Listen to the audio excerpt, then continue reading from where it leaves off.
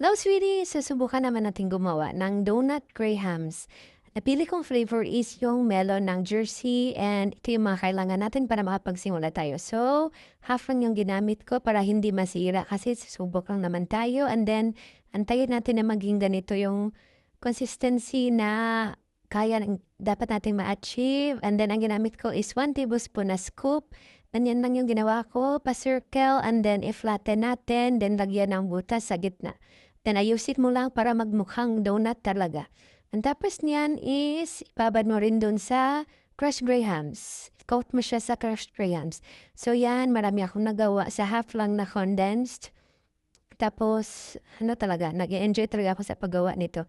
And alam niyo ba, nung binenta ko na dun sa tindahan, yung tindera namin nabili agad siya ng 3 kasi ang sarap daw. Kasi yung amoy niya is talagang napaka-melon talaga. So, parang talaga, nakakainggan yung bumili talaga. Hindi lang siya cute, masarap pa. And then, yung ginawa ko, paulit-ulit lang.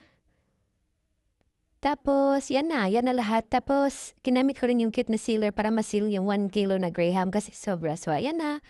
And then, nag-enjoy din ako dito sa paggawa sa pag-seal ng donut kasi ang cute tingnan. Ganyan man gawin niyo. Tapos, bili na rin kayo ng ganyan sealer kung may plano kayong magnegosyo. So, ayan na.